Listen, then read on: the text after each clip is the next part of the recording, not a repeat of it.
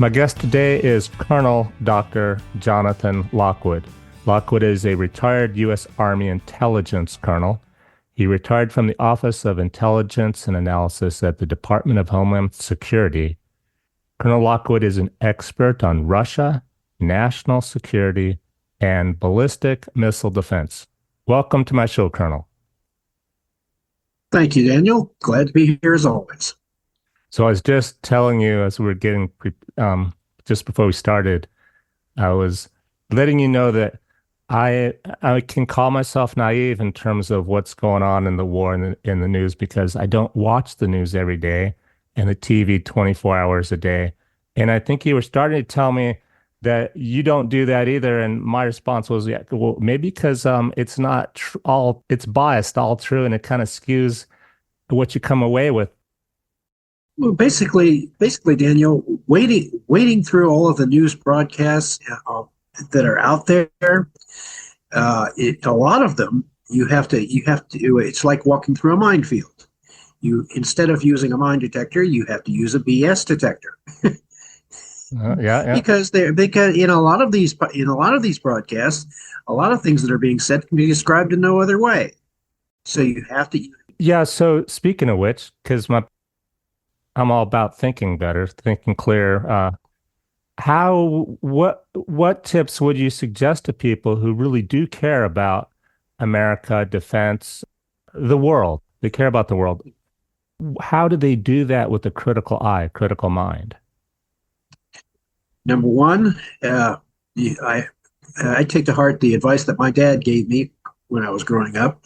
He said on more than one occasion that I should always consider the source.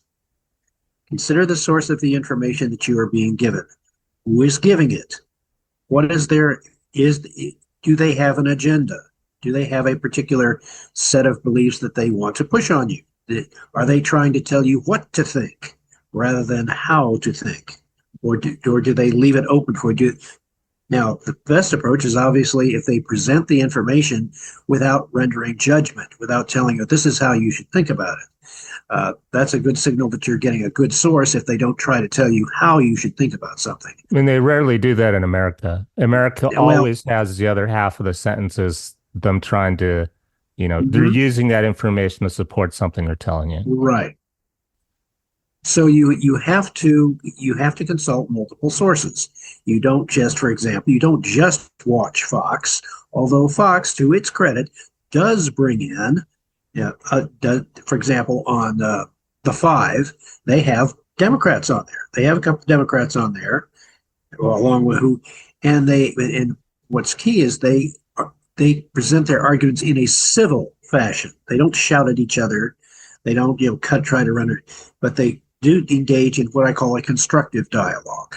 Yeah, speaking of politics, yes. Then we have Republicans and Democrats. What if neither one of them is telling the whole story? Well, neither one necessarily is.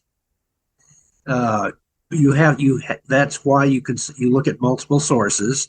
And one thing that my wife Kathleen and I used to do back when we were watching television per se, we would watch Fox, and then we would watch the Colbert Report, what he called the Colbert Report, which was basically he was doing an over kind of a sort of a parody of a conservative talk show host, but it was still very useful to watch back then.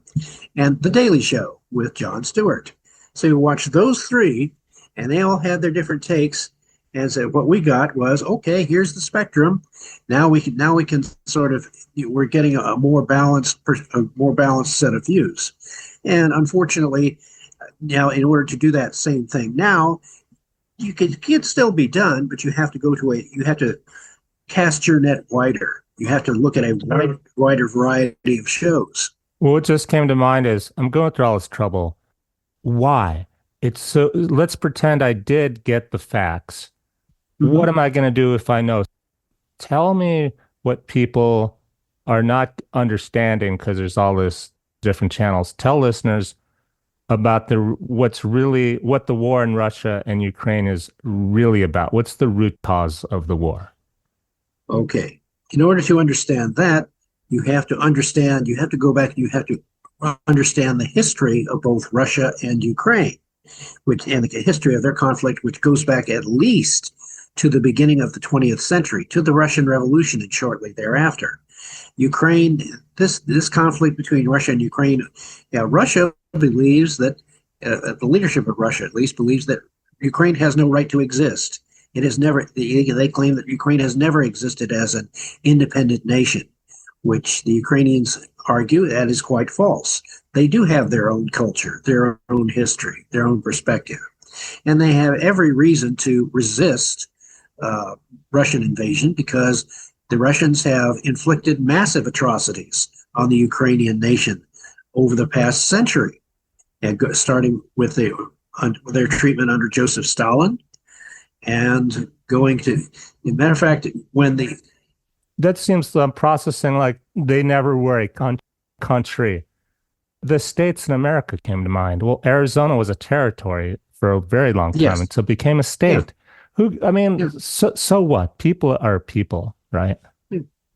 and but in the Russian Ukrainian sense, the Ukrainians have thought of themselves as a separate nation. They thought of us as a separate people, and the Russians, for their part, particularly under the Tsars and under the Soviet Union, they saw they not only when socialism came into power in the Soviet Union, not only did the Russians see themselves as part of a not just a czarist empire, they had a world vision to pursue in the socialist revolution. They believed that this revolution would be spread inevitably all over the world. And this is something which they had a world vision to pursue, So and how do which we, made them. what's the solution? Everyone's watching it and they're trying to figure out what the truth is. In your opinion, because this is your expertise and you were in the military for a long time working on this, how can the conflict end? How can it be negotiated? Well, in the sense of we have the problem that the Russians, in their culture and in their language, don't really have a concept of compromise. They took our word compromise and they incorporated it into their language with the appropriate Cyrillic spelling. Is it like But Klingons in Star Trek? Klingons don't take prisoners. yeah, you're getting, if a culture does not have a concept or does not have a concept and it has no word for it, then you have a problem. When we think of compromise, when you say let's compromise on this, uh, commonly you think of meeting the other person halfway. In other words, reaching an agreement where both sides gain something. When the Russians translate compromise, they translate it as mutual surrender. Both sides lose something. That has a very negative connotation in the Russian mindset. They see compromise as distasteful. They don't want compromise. That's why Putin keeps insisting on maximalist demands, essentially what amount to unconditional surrender in the Ukraine war.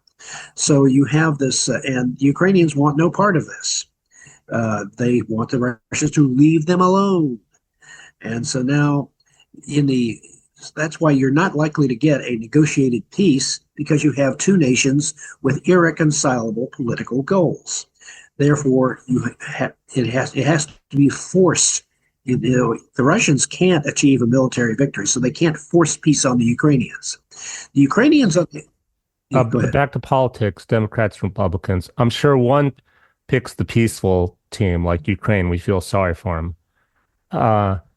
But what if Russia was to, for the U.S., what's the best thing? What's the best end of the war for the U.S.? How's it look? For right now, increasingly, when you look at Trump has clearly changed his mind because he now sees Putin as no longer being a trustworthy individual. So he's not going to get his Trump Tower. Way back, someone's like, Daniel, he's biased. He wants a tower in Russia, a Trump Tower. Nah, he No. he has a very a business mindset. He had mistakenly believed that everyone wants to do a deal at some level.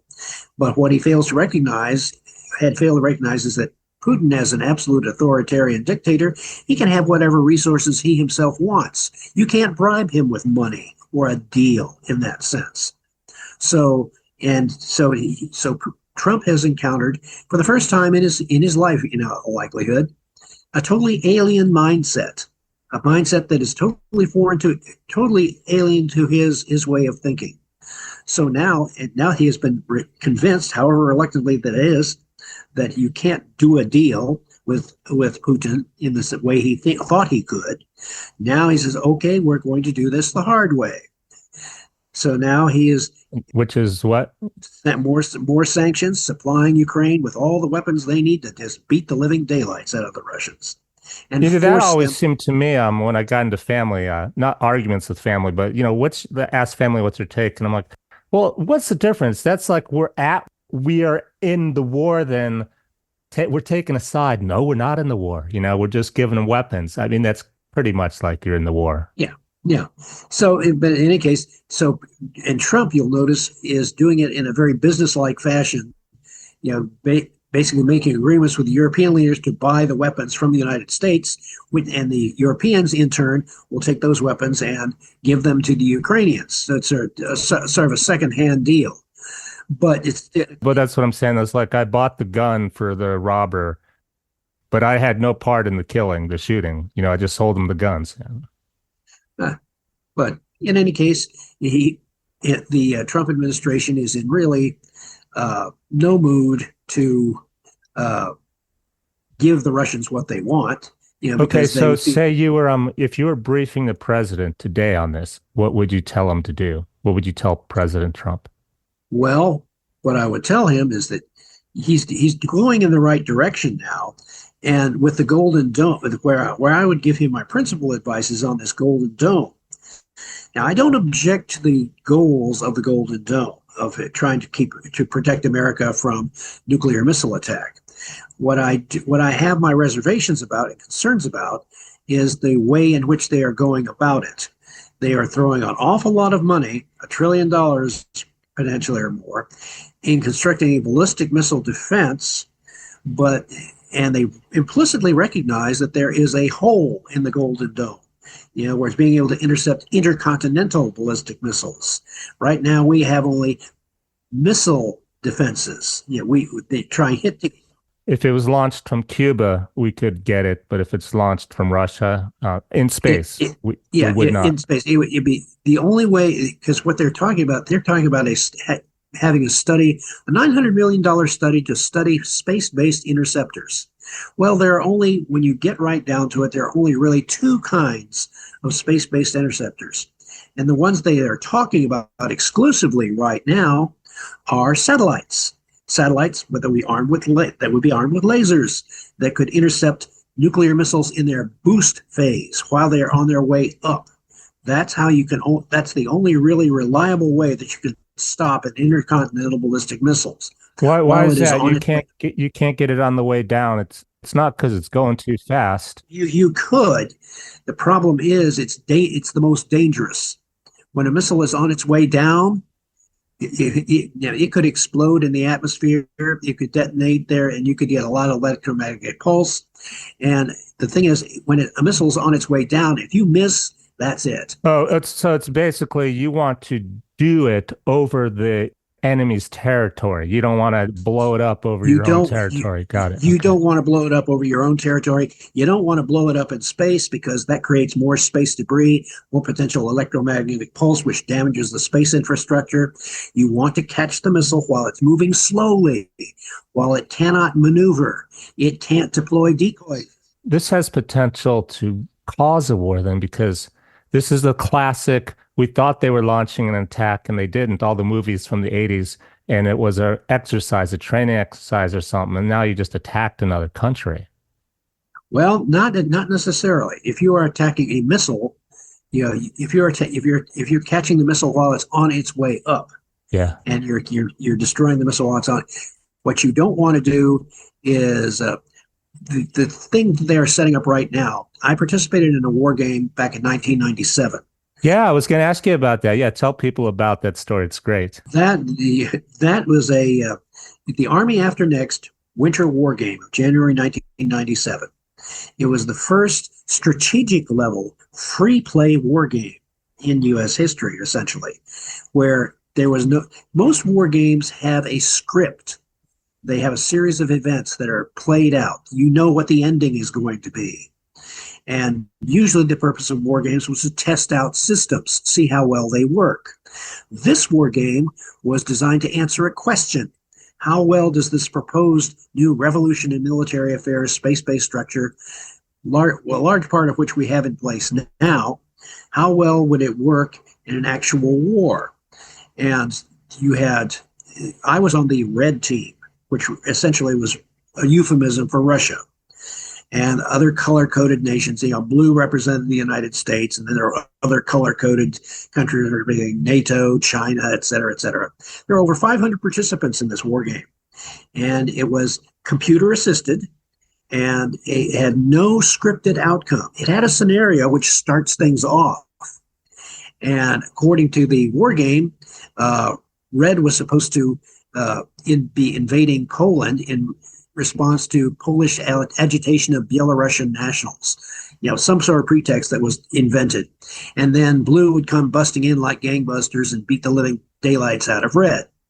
Well, we on the red team were looking at this and said, this is not plausible. The Red president refused to attack Poland and trigger Blue intervention and said, well, you have to do something. Well, we looked at the situation and we saw that Blue had a number of advisors in Ukraine. Okay. And I was advising the Red president, and I looked at Blue's force structure. He said, everything that Blue does runs through their satellites. They assume that they are going to have uncontested control of Earth orbital space, that they will be dominant in space, unless in the war game, we had counter space satellites, just like the Russians and Chinese do now. Now they're even greater numbers than they were in the war game. And I said at the time, unless we make as our first move of the war, we decide to go into Ukraine and attack Ukraine rather than attack Poland. Unless we make as the first act of a war a preemptive strike in space against their communications and intelligence satellites, we are going to lose. What we need to do is slow them down, break the link, break the communications and intelligence satellites. That will give us enough time to slow them down and carry out our invasion of Ukraine. So we did that. We launched the preemptive strike in space. The next day, so we went home after making our moves, and they computed it all. And but it takes a long time for the computers back then. It takes a long time. Well, it took longer. Yeah. It took a lot, but it still was fast enough for our purposes, because we conducted this war game over a week. Okay. Over 1 week. We had moves in the war game, and we would respond, and the Blue would respond. So anyway, I came back in the next morning, and I'm walking down the hall. I look over at the Blue headquarters, and they're just running around like ants that just had their anthill kicked. And what had happened was we'd executed the preemptive strike in space, and it completely paralyzed Blue. They could not move. Because they took the satellites down, the infrastructure. We took the satellite infrastructure down, and they could not move. And we were told by the war game controllers that unless there was intervention by the war game controllers, Red had just won the war. And this, to the Army War College, which was sponsoring the war game at the time, this is unthinkable. Red, the bad guys, are not supposed to win a war game. Now the strategy turns to let's build the satellite infrastructure more so than the dome, like shoot down missiles from space. I mean, seems we always have plenty of money for defense, so we don't really need to pick. We do, but the way you spend it is very critical. And in this case, what their proposed Golden Dome infrastructure is resembling, it is setting up potentially the same type of situation that was set up in the 1997 war game. When you have satellites versus satellites in low Earth orbit, what you have is a highly unstable uh, hair trigger situation. It's like a Mexican standoff in low Earth orbit. The side that fires first has a decisive advantage. In that situation, if the Golden Dome were actually set up and we say, okay, it's operational, and the Russians and the Chinese would have their counter space satellites, okay, there's tremendous incentive to fire first and preempt. And if the Russians and Chinese, you know, because we've seen that their satellites are engaging in maneuvers, which would be very similar to they're a they're essentially creating a space denial strategy. They're not looking to control space. They want to disrupt our control of space. So that in the event of a war, we would not be able to use space, our military control of space to our full advantage. And if they were able to do that, then the ballistic missile defense of the United States would be compromised by this preemptive strike in space, and we would have a real problem. So, Well, to me, when you said you're not looking to control space, but America is, that's a war right there because that's like saying we got our battleships in the ocean outside your boundary, your coastline. Well, we're going to move our battleships over to, there too. Then we're not just going to sit back and watch you build up a military behind it. it's a same, yeah, it's a similar situation to that which existed before World War II with Nazi Germany and Great Britain and Japan. Now, Japan was actually looking to achieve a sea control in the Pacific. Yeah, they realized that would put them in collision with the United States. Nazi Germany had essentially a sea denial strategy. Now, they knew they could not control the seas, not with Great Britain's Navy and the United States. But what the Nazi Germany was trying to do with their U-boats and their land-based air and their commerce raiders like the Bismarck and Tirpitz and Scharnhorst and those other ships to disrupt British commerce. What they were hoping to do was so disrupt the sea lanes between the United States. They're like the mosquito in your tent where you can't quite squat the mosquito and it's ruining your night, just killing it. Well, they would, in this case, it would be like a swarm of mosquitoes, a big swarm. And what they were hoping to do was essentially in the event of war, cut off supplies between Great Britain and the United States, essentially starve Great Britain into submission. And they did not have a large enough U-boat fleet to effectively do that. Yeah, they were able to disrupt supplies for quite some time, but eventually in 1943, the U-boat threat was effectively suppressed, and the United States was able to begin building up in Great Britain the supplies and the troops they would need to conduct the invasion of Europe. Nazi Germany realized that if the Allies controlled the seas, that inevitably there would be enough power built up in Great Britain to launch that invasion of Europe. So their whole sea strategy was sea denial, disrupt control. Now, if we take this into the 21st century and put it in space, Russia and China, although it would be nice if they could control space, they know they really can't. But what they are hoping to do is disrupt. And why do you say they can't? They don't have the technology. They don't have in order to really control space, you need to have what I've been recommending, you need to have the other method of controlling or space-based interceptors would be a space fleet, a manned space fleet. The Space Force needs to be upgraded. They need to have, in effect, starships. They need to buy those starships from Elon Musk, modify them so that they can have crew on board armed with lasers. Those lasers in Earth orbit then would be in perfect position to not only destroy any nuclear missiles that are being launched. Mm-hmm. If you have 8 starships in low Earth orbit, 45 degrees apart. What's to say we don't have that? They're not doing that. There's a war going on in space, and the Russia-Ukraine war on TV is just a distraction. So you all watch that every night instead of the real war going on as we speak.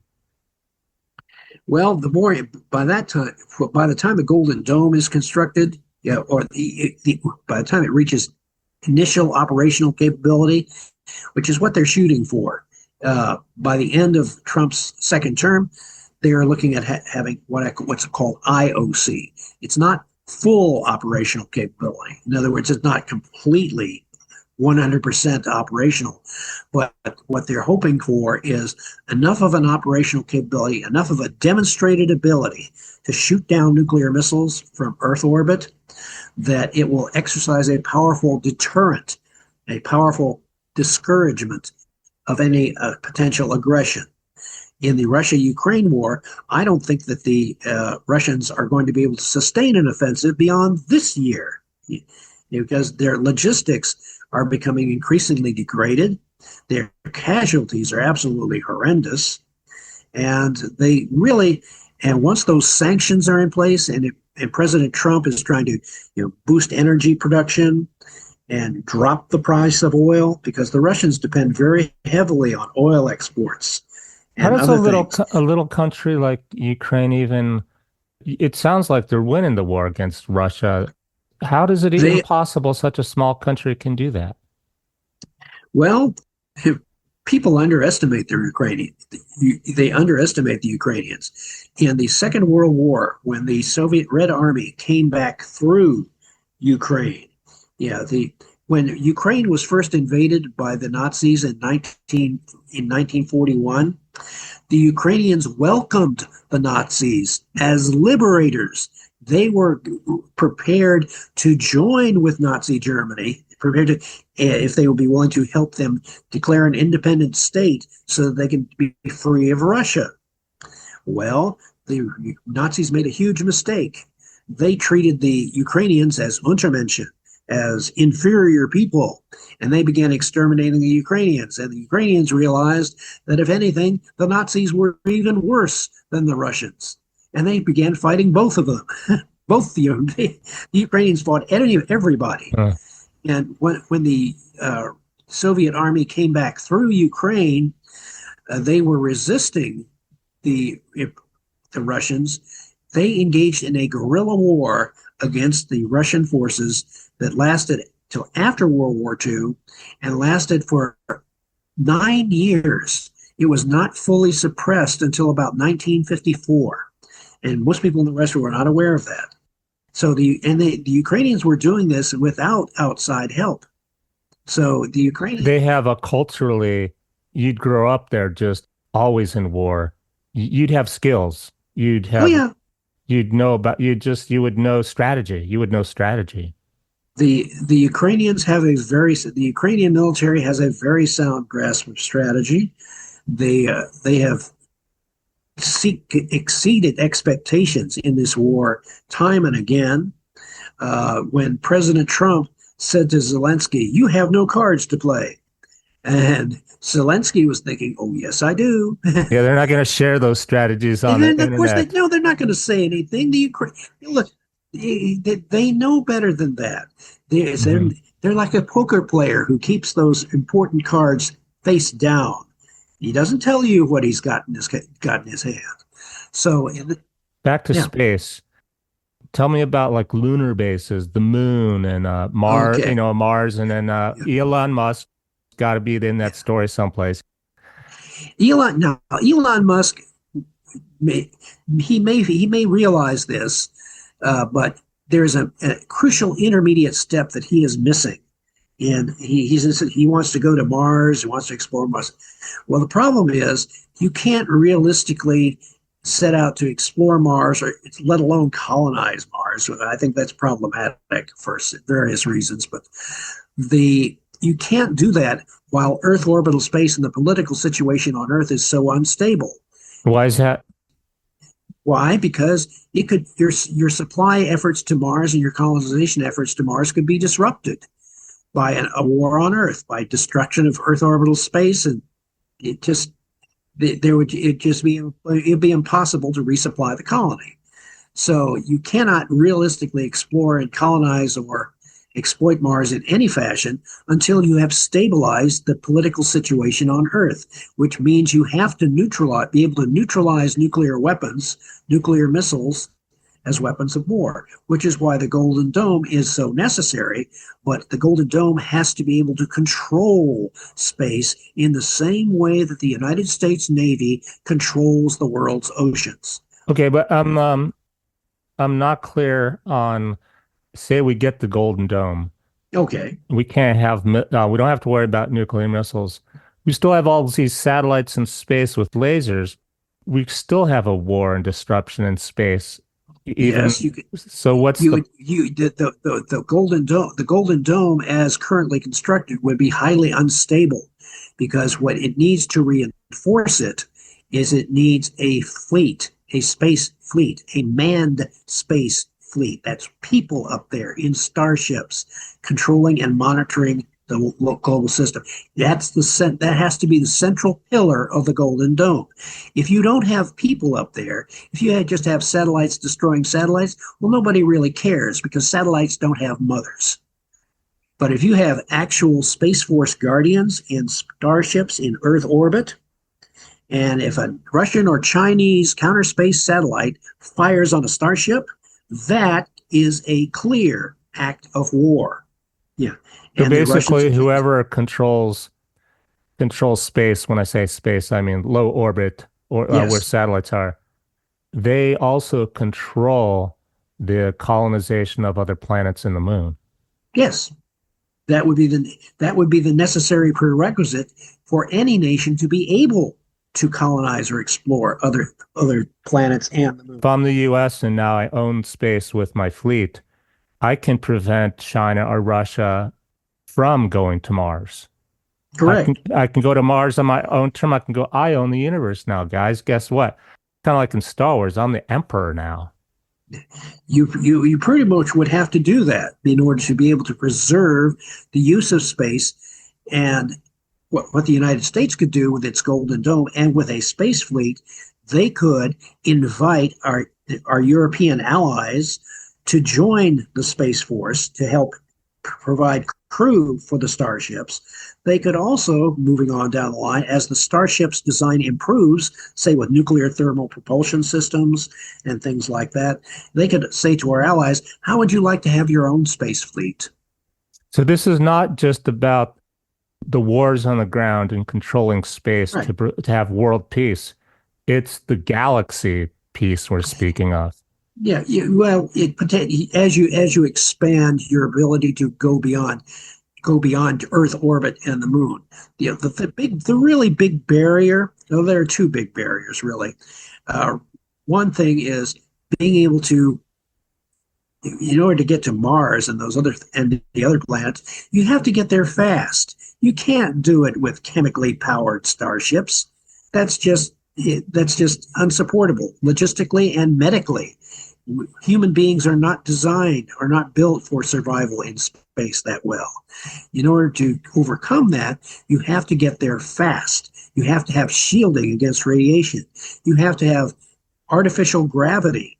So are you getting to the question of, is it all worth it? The trouble. Yeah. Well, speaking from my standpoint as a Christian, yeah, God, the only way that we as humanity will be able to explore space is we'll have to have immortal lifespans. We'll have to have perfect bodies that cannot age, cannot get sick, cannot die. In Christianity, the only way that happens is after Jesus returns, and basically because the Bible talks about how we will be perfected, our bodies will be perfected, we'll be able to do those things. Go ahead. What comes to mind is just the colonization of, if you believe the story of the Pilgrims, and Columbus discovered America, and people died with scurvy and disease on these ships that had to cross the ocean. But 100 years later, we just flew instead of took a boat. So it's just a matter Right. of time. But if you can Yeah. control space You first, you will be, in the end, like America, coming to America. You'll make America huge in the global yeah. power. In this case, it would be the galaxy power. Yeah, with our current technology and with our near-term tech, short of faster than light travel, short of warp drive, assuming we can't get that, the best that we would be able to do with our current technology and near-term technology, we could exploit the resources of the solar system. If we get nuclear fusion power, if we get fusion-powered spaceships, which that would put the entire solar system within our reach for exploitation and exploration, because you could reach those planets fast enough to where lengthy time in space would not be a factor. But we would be able to, if we can also develop artificial gravity to simulate full Earth gravity. I'm gonna throw a monkey wrench in here. I don't know if other podcast hosts have asked you this. Put the aliens in there. Area 51, an alien vessel crashed. We got the technology. We're just not letting the general public know it. What if the governments do have that kind of technology and we just don't know about it? And what if they did? Well, if we had the technology to be able to explore the rest of our solar system and have that get there fast enough, that would be a boon. But it would be basic. Again, politics comes into it again. You cannot have rival powers with that having access to that kind of technology, because otherwise the cycle of warfare just starts all over again. And so this is why. That's the human race. Yeah, well, yes. Yeah. That's why you can't realistically, there are only so many things you can do given our fallen human nature, given the fact that we are imperfect, power-seeking individuals at heart. And so that's why, as C.S. Lewis put it, warfare and all these things are the long and terrible story of mankind trying to find something other than God which will make him happy. And the thing is, I believe that 90% of humans are good. It's our leaders that theoretically vote into power, I suppose. I think there's a lot of good people out there too. I think bad apples ruin it for all the warriors, all the leaders who we have to go, kick butt. I think they're part of the problem. Well, here's where it gets interesting, where people worry about the problem of evil. Where does evil come from? Well, in the Bible, it means evil comes from within ourselves, because God gave all human beings the power to choose. We can choose what we are going to do. We can choose, and we have what's called free will. We can choose how we are going to behave in any given situation. And as C.S. Lewis put it, if a person is free to be good, they are also free to be evil. Free will is what makes evil possible. Because and who we vote for. And yeah, exactly. You have the choice. And because we have this choice, that's what the founding fathers recognized this problem when they created our country as a constitutional republic. They also set up something called a checks and balances system.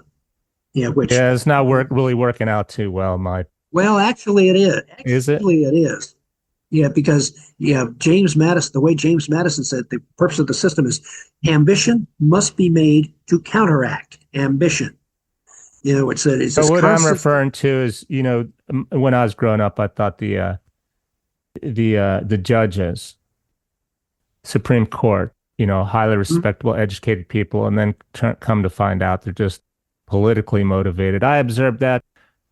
I didn't, I'm not saying I voted for him, but during the Al Gore election, I don't know, he just turns over the election because he didn't win the vote in the Supreme Court. That's what I'm like, oh, you know what? It's not about them being smart. They're voting politically too. That's what I mean by the checks and balances. It's still human. Humans are running the checks and balances. And as others have pointed out, Winston Churchill, I believe it was, that pointed out that what the United States created is the worst system of government except for everything else. It's basically, we are still considered the great experiment. Can this because the constitutional republic has never existed in the history of the world until the United States.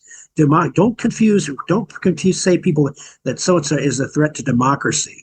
The United States has never, ever been a democracy. Mm-hmm. And democracy... Yeah, go ahead. Democracy is... The founding fathers did not want to set up a democracy because they feared what they called the tyranny of the majority. Which is that's what I was going to point out is democracy is not the majority. A lot of people think it is. It's not. Democracy Not is not the majority. and that they were it was that's why the electoral you notice why the electoral college has never been set up anywhere else, because the electoral college, is one of my fellow professors at the War College points out, the electoral college was designed to minimize the power of the idiot vote. Hmm. You know, you could if you have demagogues who can convince people, hey, if you elect me, I'll promise you this. Yeah, that's demagoguery. Okay, so I'm going to throw one in here. Okay, And just because you believe in Jesus or a Christian doesn't mean there still can't be aliens, right? that's correct. So let's It doesn't rule it out. thank you. We don't know what's out there in the universe. And this is just a thought exercise, anyhow. I'm not saying I Yeah, believe yeah, this or not. exactly. Okay. Let's play war games with aliens are either watching Earth, like the drones, like UFOs, like what's going on here? Whose side should we take? Or Mhm. or are actually have taken a side with like Russia or China or the US. Then how would it No, all no, pan no. out? That's a fascinating question. I would refer you and your viewers to a series of YouTube videos by a fellow named John Michael Godier. That's Godier. He is a science fiction author and futurist who has a series of YouTube videos on this amazing universe in which we live. And he had three of his three of his episodes are I would highly recommend. One is 10 reasons why aliens might want to invade Earth. The second one is 10 reasons why aliens might not want to invade Earth.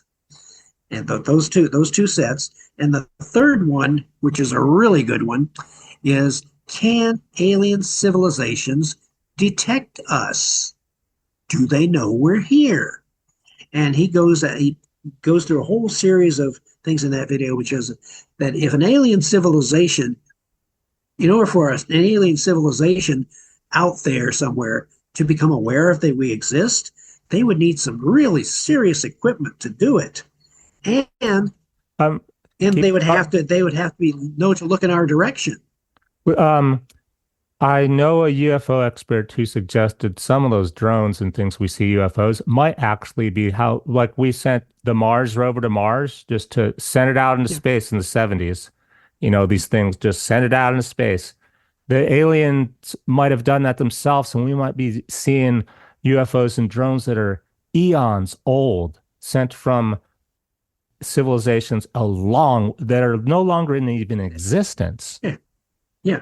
And there have been science fiction episodes. Well, for example, on Star Trek, the original series, you remember the episode "The Doomsday Machine"?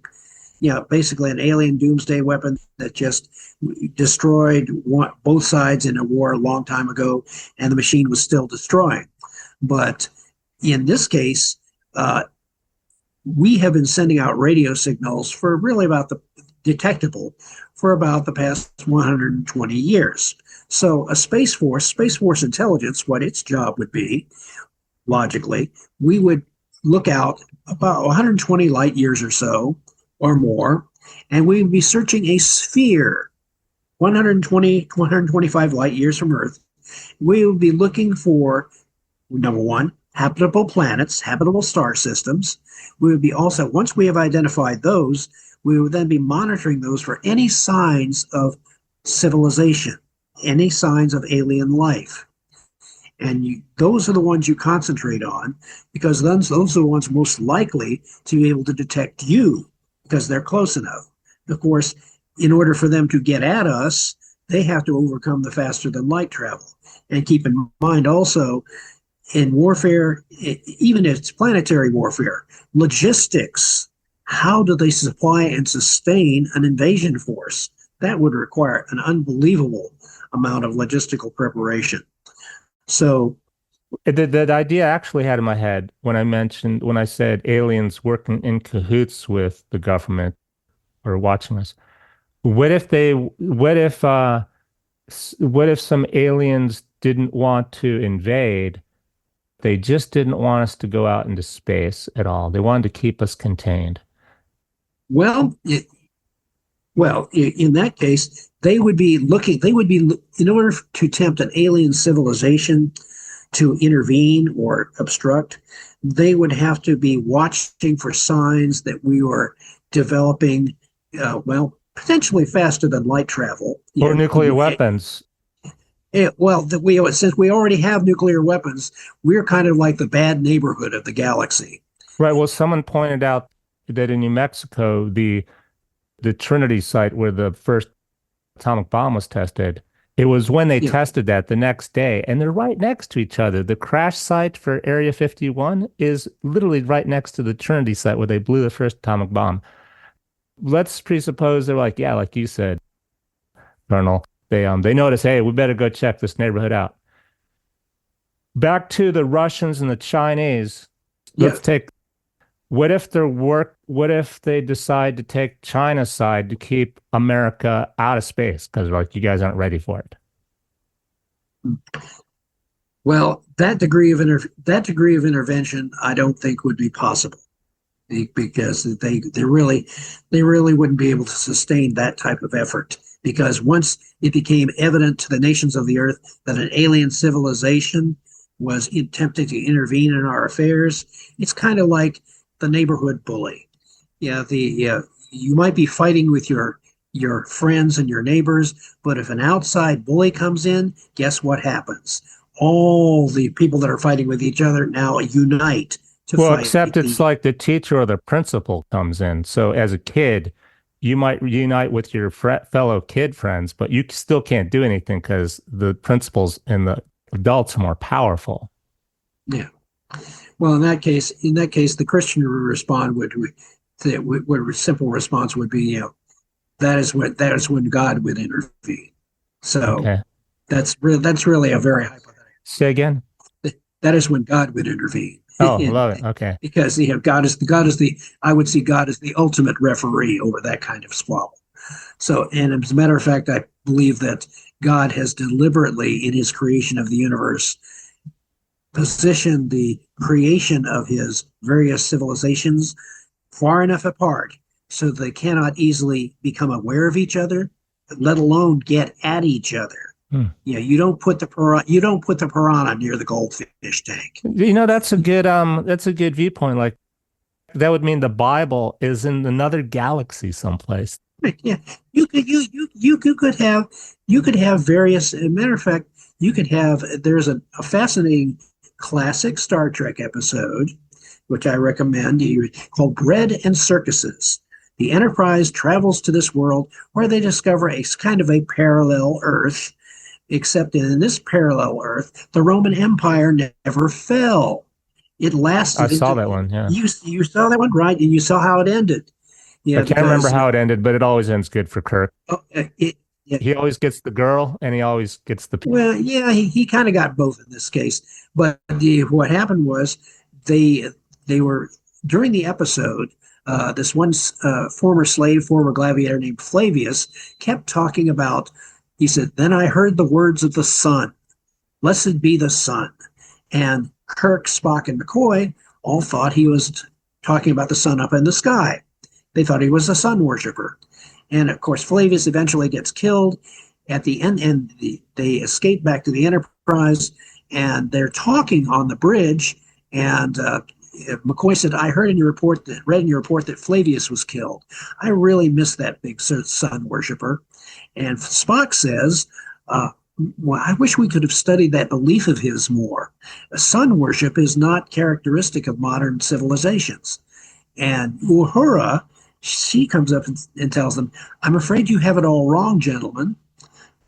Says, I've been monitoring their old style radio broadcasts. And this one person was trying to make fun of their religion, but he couldn't. And then they look puzzled. And she says, don't you understand? It's not the sun up in the sky. It was the Son of God. And then Kirk, and there's Caesar and Christ. They had them both. And they talk about, So let me do the flip then. I'll keep I'll keep God in the picture here on another planet with the Bible on another planet. Yeah. What if God or God's allowing aliens to help Earth go to space, meet your brothers, your sisters in peace, except you guys have a long way to go. You're still warring with each other. So what if there were good aliens? What if God was helping good aliens somehow try to make peace and advance humans to where they could go into space peacefully? What if that was going That on, is what I'm saying, and we don't know because that's we're entirely what you're describing is entirely possible. It would not be beyond God. To other civilizations that he created, those civilizations, other science fiction authors have suggested that there are civilizations in which they never fell, they never disobeyed God, they stayed within God's grace and mercy. And so, therefore, these enlightened civilizations are following God and doing peaceful things, good things. And so, therefore, they could, in effect, help Earth, the so-called the failed experiment. We disobeyed God. We started fighting with each other. We started in war and all these other things. It is entirely possible that when Christ returns, that under the supervision of God and these other benevolent alien civilizations, that we could begin to explore the rest of God's universe. That is when humanity will truly be able to expand beyond our solar system and spend the rest of eternity exploring God's universe. Now that is, now what if you had a brother who doesn't like the fact that his brother, the planet Earth, is gonna get finally back in God's good graces, and he's the one that's in cahoots, the alien, this will be an alien race, and keeping the planet at war because he's like, you know what, I'm good with God and the Father, and I don't want my brother there to get his act together. I'm going to try to keep him down, like keep him at war. What if that's what's happening? Why we can never find peace? that is where Christians say that's where the role of Satan comes in. Satan is the accuser. Satan is the great saboteur. So that's where we'll put Satan's logo on an alien spacecraft. Right. That's what I'm speaking of. Yeah, you're right. Right now, there are all too many people willing to do that. So right now, but what's again getting back to the central question of the Golden Dome, what my concern is, and if I am able to get to a certain platform or means of making this message known, my concern is that the Golden Dome, unless we do it right and do it with an eye towards preventing Russian and Chinese counterspace weapons from disrupting the Golden Dome, we run the risk of having the Golden Dome becoming the 21st century version of the Maginot Line. The Maginot Line was something that they built this big defensive line after World War One. They spent billions of francs constructing this defensive line along the French-German border in an effort to block or deter a future German attack. Well, unfortunately for the French, the Germans simply in World War II, they went around the Maginot Line. They went through the Ardennes.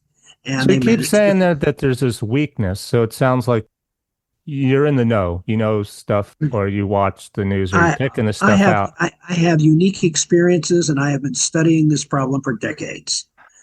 And why don't they plug the holes? Why don't they plug them like you're suggesting?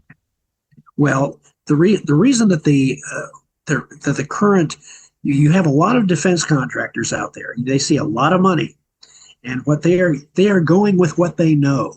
They are money's money right there. It says not like conflict. Yeah, they say we've got your solution. We're going to build lots and lots of satellites that cost lots and lots of money. Unfortunately, they are not looking at it with a true eye towards strategy. They are not concerned about what the other side could do to disrupt it. They are concerned about getting the contracts and making the money. Right now, satellites are their way to make money. So now, if they were to supplement that or tweak it by building a space fleet, and that would come from SpaceX We would supply that manned space fleet. It doesn't mean that they still could not build those satellites, but you have to have a central pillar. You have to have a space fleet that prevents the global space infrastructure from being destroyed by Russian and Chinese counter space satellites. And that space fleet would have to be authorized once they get in orbit, once they're up there, they would have to have the authorization to destroy Russian and Chinese counter space satellites before they can start disrupting. So it would be a very tricky. It would not be as hair trigger a situation as you would if it were just satellites versus satellites.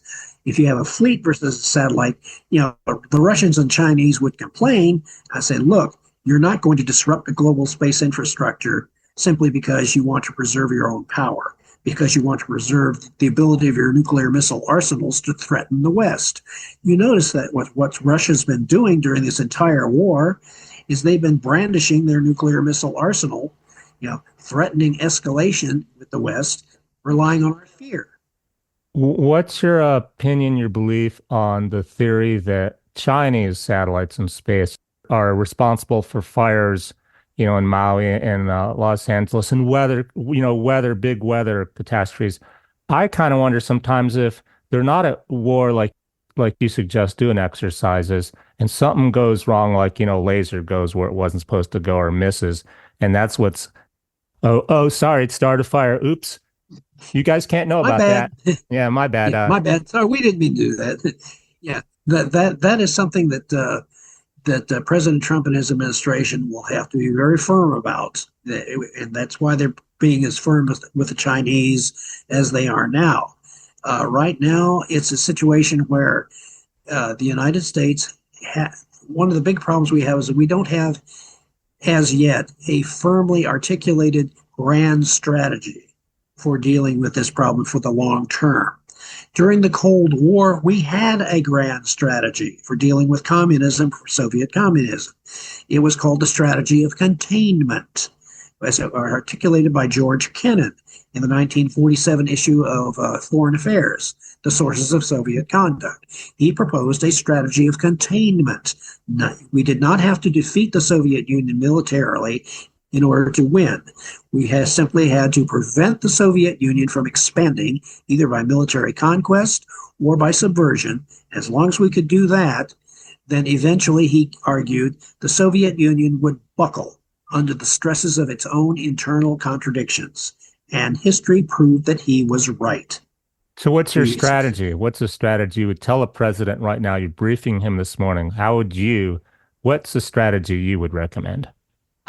Well, he's following certain elements of it already. What he should strive to make the United States become is the geopolitical balancer. We have to become to the rest of the world what Great Britain was to the continent of Europe during the 18th and 19th centuries.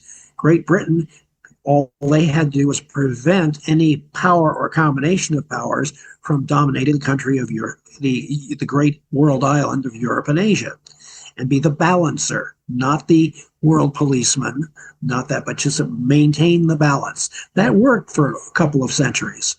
And the United States, on a larger scale, has to become the world's geopolitical balancer. That's a tricky business. Yeah, I can't really picture how that's different. And what do we do now? And how would that be different? We have to rely. He's doing the right thing about insisting that our European allies pay more of their fair share.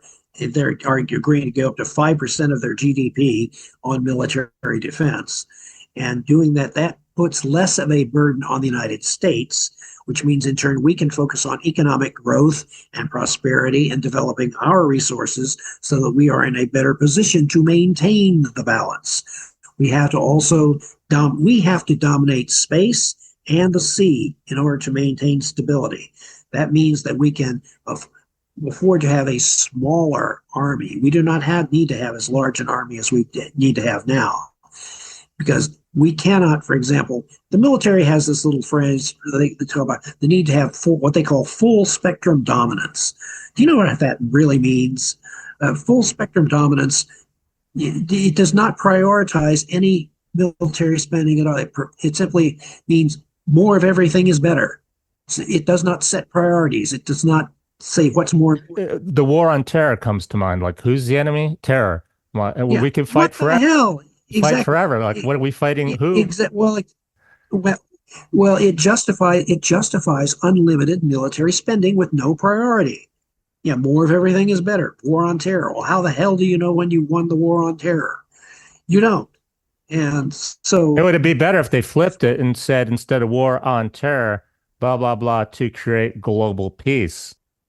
The what we're speaking about, the protection mechanism instead of actually, the ancient Romans had a saying: "If you want peace, prepare for war." Now, they did not say, "If you want peace, wage war." They say, "If you want peace, prepare for war." If so long as you can convince your adversaries that going to war with you is not worth it, then you have achieved your objective. It's a dirty, nasty, imperfect business. you would rephrase it instead of the war on terror, it would be prepare for a war on terror or prepare for terrorists. Yeah, yeah. You basically and you're relying on your intelligence capability to identify terrorist groups.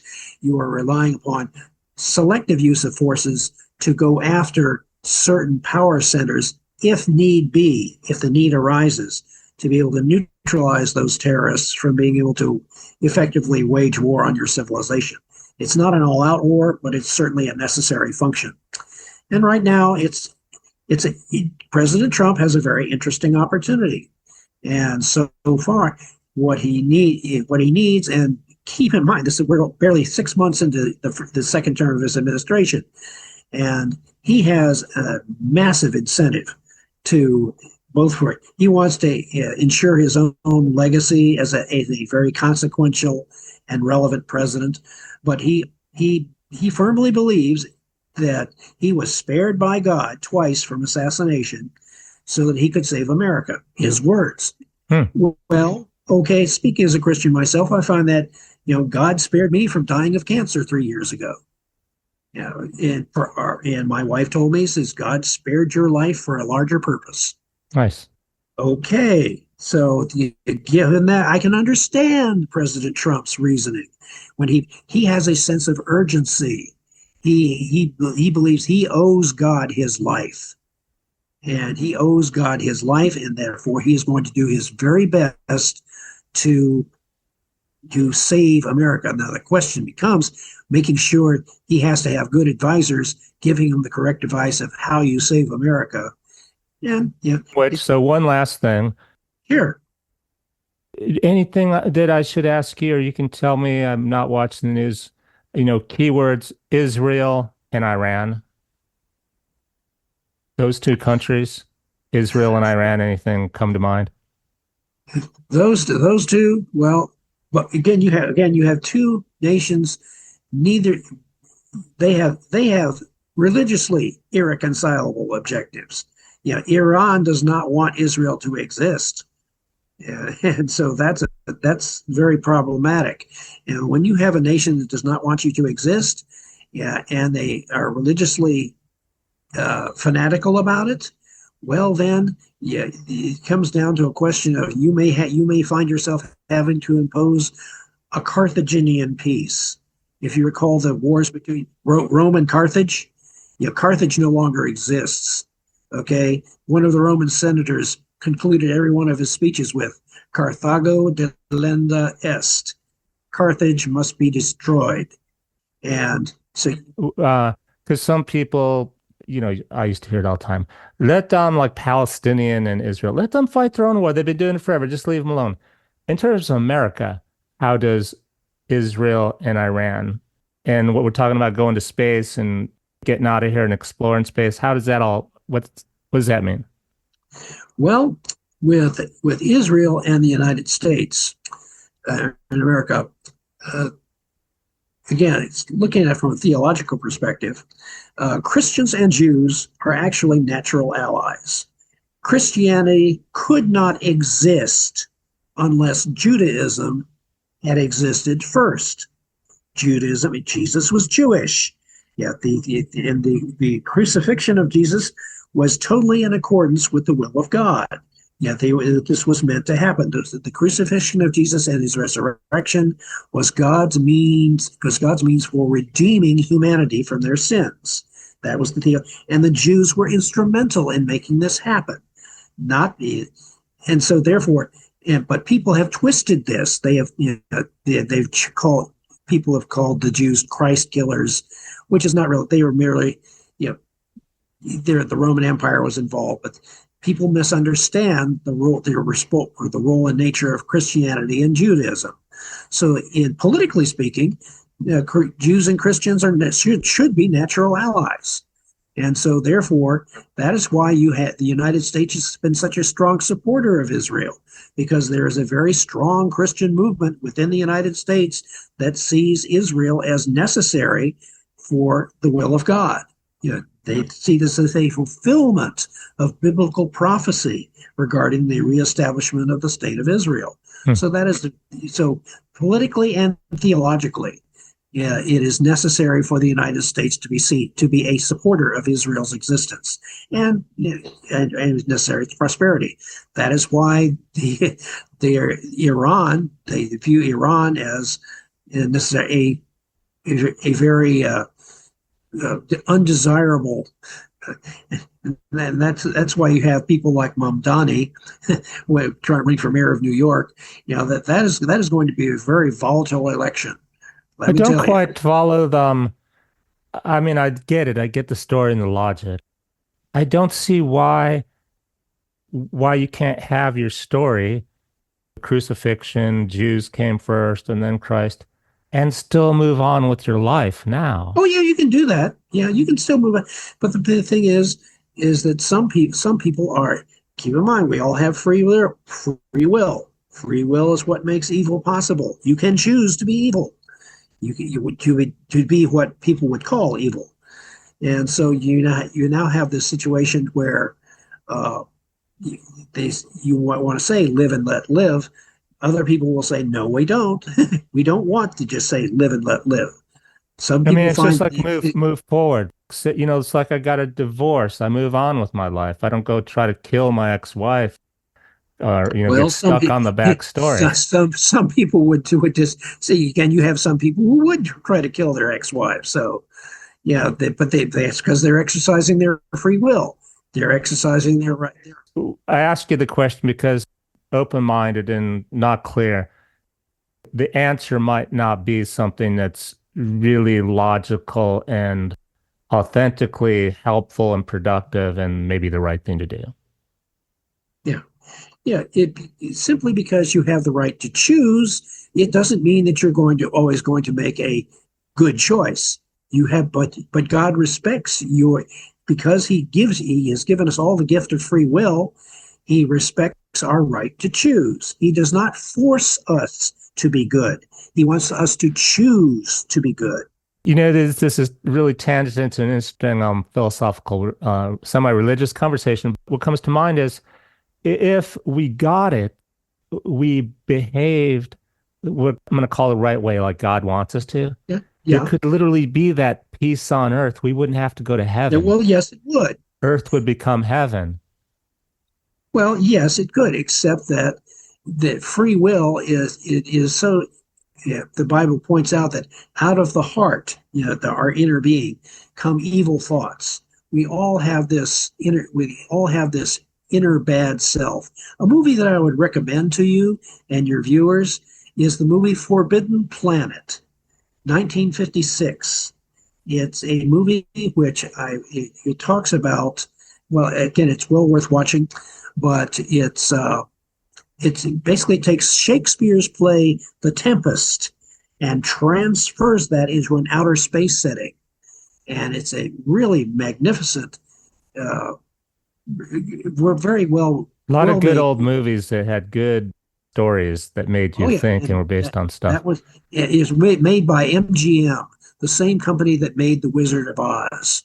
They Then followed it up. must be great. It must be great. Oh yeah, MGM made them, and they set out to make the first A-level science fiction film, because all science fiction films before that were called B-level movies, really cheesy movies, bad special effects, terrible acting, but people were hungry for alien movies. Alien invasion was a favorite theme. And this one, Forbidden Planet, in this movie, a man has mastered faster than light travel. He's able to travel to distant planets and colonize them. And without spoiling it for your viewers, you really ought to get that movie, Forbidden Planet, with I'll put it in the show notes. Leslie Nielsen, for the guy who was a comic actor later on. Early on in his career, he was a leading man, kind of an adventure, a Captain Kirk prototype. So he's in that movie, and many of the ideas that would later surface in Star Wars and Star Trek were first tested out in Forbidden Planet. So it's a worthwhile movie to watch, and also answers the question, why it is so difficult for us to achieve heaven on earth, because our very nature prevents that from ever happening. So you're an expert on Russia and space, so that's why I'm having on you. Do you have a website in regard to that? Not a website on that per se.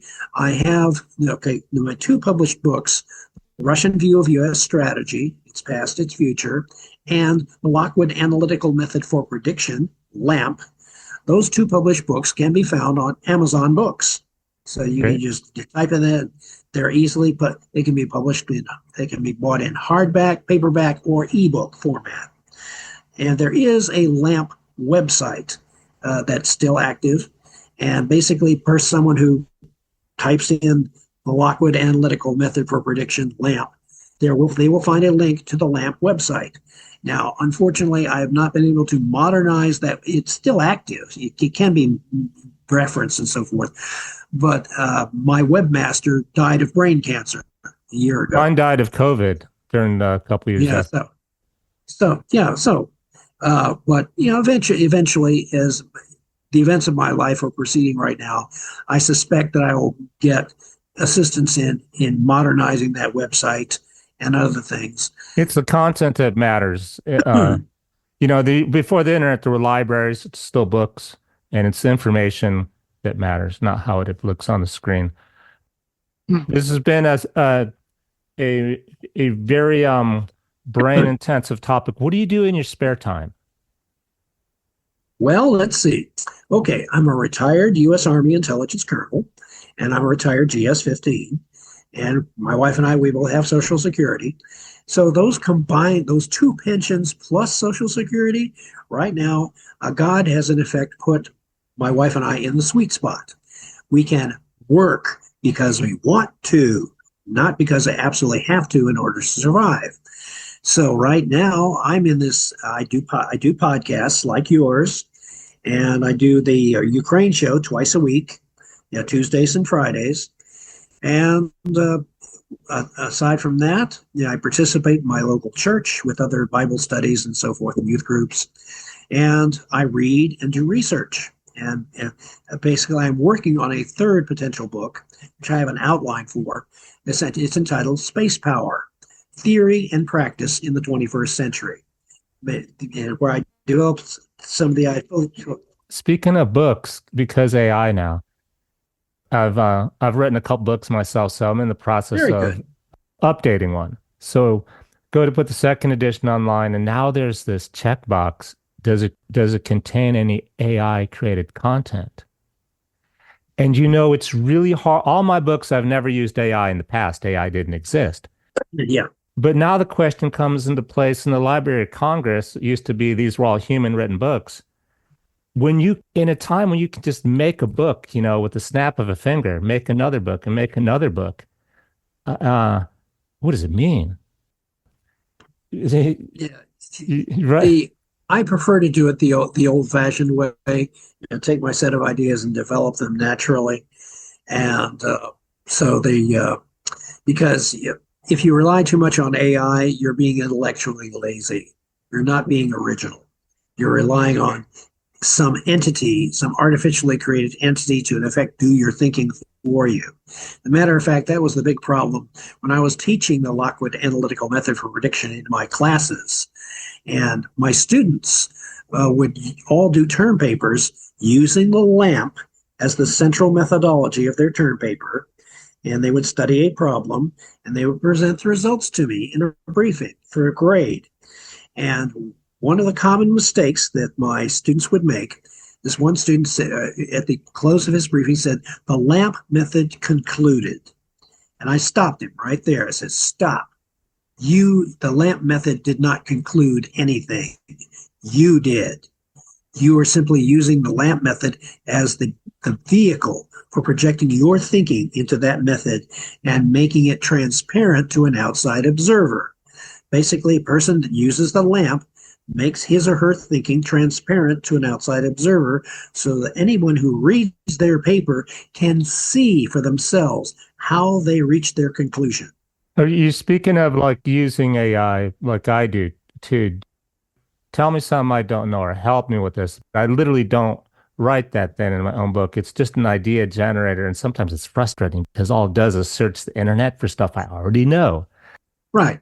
And AI can be, well, another classic Star Trek episode, which I recommend to your viewers. You probably have seen this one, The Ultimate Computer. It was is the I don't remember that one. that was that's the where a story where the Enterprise is used as the test vehicle for a computer, an ultimate computer called M5. Hmm. M5, which is capable of doing all of the functions of the Enterprise and does not require a crew. And the episode, Uh, it oh yeah, reminds me of the doctor I had on my show who was concerned about AI in hospitals, like surgery, where the computer says, cut this artery. And you're like, are you sure? What if I don't want to? Can I override the computer? Do I want to? Because then I risk my job if I'm wrong. right. And the episode, that episode, I won't spoil it for your viewers, but the Ultimate Computer episode shows the dangers of AI because they didn't call it AI, but you could tell, they were in fact talking about AI when they're talking about this entity M5 that was running the Enterprise. So, You got to keep in mind, AI is not art of is you, it's not quote a better intelligence. It's using human intelligence. It's basically doing how all our the bad things we think, the bad strategies on steroids. yep. And that's what M5 does. That's what the episode of the Ultimate Computer is about. It shows how M5, essentially an AI, how it gets out of control. And it's a very instructive and very forward, because that episode was made in, I believe, 1967. That is a very forward thinking episode, which is still very relevant to today. And I would highly recommend it to your viewers. Just look it up on YouTube. Yeah, you can see that old episode on YouTube any old time you want, or you can even order a set of DVDs with the computer upgrades and everything that gives you a higher quality experience. But it's a very useful episode. There are very instructive episodes, very instructive books and other things that can be very useful. In my closing, I will recommend one book other than my own, of course, that would be a very useful primer for people who want to understand global geography.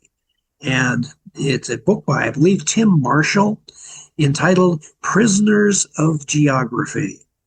It's 10 maps that explain the global problems and situations faced by world leaders, both historically and for the future. And of course, the United States is the subject of one of those chapters. One chapter devoted to the United States, another one's devoted to Russia, and then the others for various other regions. Mhm. And but Prisoners of Geography is a very useful starting point in that it gives you a Oh, what's the comedian? Jim Carrey. I don't know if you remember, he went through that big when he was making the movie Andy, and he was like stepping out of his body and going, he's a character, he's got to play the character. And he went so far out there that he lost himself. And he's like, it's so good being out there because you're more than where you were born and the country you're from and all this. He's like, you're bigger than that. And when I stepped so far out of Jim Carrey to play this character, the Andy character, literally out of my own mind, he's like, it was really hard coming back. you're more than your border and your name and where you're from. That's what Uh, Jim said. yeah, very, very interesting because Jim Carrey, I've also noted, he says that he's a Christian. And in this game, he converted. Yeah, he wasn't always a Christian, but he, like C.S. Lewis, who originally started out as an atheist, he eventually became a Christian thanks to his friend J.R.R. Tolkien, who wrote the Lord of the Rings, which is again a very consequential friendship, wouldn't you say? Hmm. But this is all, it's all very fascinating. And I think that there is a lot of material out there. There are a lot of amazing ideas that you can explore if you just take the time to do it. And don't ever accept what someone in the media tells you as a way to Question everything. Question question. everything. Yeah, question everything. There are all sorts of having a critical mind. It is not a barrier to faith. It is not a barrier for Christians. Christians should not be unthinking. As a matter of fact, the Bible encourages Christians to test various ideas, to exercise discernment. Well, God speaking does of not questions, what's want us. what's one question you would like journalists to ask better about this war with Russia and Ukraine? What are the journalists not asking? What's one question that they might ask that might clear stuff up for misinformation? Yeah, that that's a very not. Like I say, question everything. I'm sure there's like this big question everyone assumes was, oh yeah, that's true, and oh wait, no, you know what? That's no one really asked, nobody really questioned that. But Yeah, I think we spoke enough about the conflict. yeah. And thanks so much for being on my show, Colonel Lockwood. Hey, not a problem. Oh, that's been a long time since anyone called me Colonel Lockwood. I mean, no, most people usually call me Doctor Lockwood, but that's okay. I'll answer to anything. Yeah, you can call me anything except late for dinner. Uh, I'm gonna take the ground that you deserve it. Being in the army, being a colonel, that's Well, yeah, but a lot of people thought I would never make lieutenant, let alone colonel. So yeah, why yeah. was that? Well, because my wife says I'm a very WYSIWYG sort of person. What you see is what you get. I also have Asperger's syndrome. I did not know that realize that I had Asperger's syndrome. What is Technically, that? high functioning autistic. Asperger's as well. Elon Musk is on the spectrum. He has Asperger's syndrome. Greta Thunberg has Asperger's syndrome. You're in good company. Oh yeah, I got some interesting company there. And Greta's is complicated. Her Asperger's is complicated. She also has OCD, obsessive compulsive disorder, diagnosed, as well as what her mother calls Sounds like you're selective. putting badges on me. Like I've got all these are I good mean, really, things. it's like, I mean, my God, Labels. basically, Michael, Greta needs love. She needs love and compassion and understanding, and she's getting it from the wrong places. She's not getting the genuine article. She's getting a counterfeit. So I would say, she's on her own journey right now. But that's kind of it's kind of an interesting thing. God has led me down some very interesting paths. I never expected to be on this particular path, and but it's very interesting and fascinating experience. So uh, I would encourage your viewers to again be critical of everything, examine everything, examine. Always consider the source. Why are they saying what they're saying?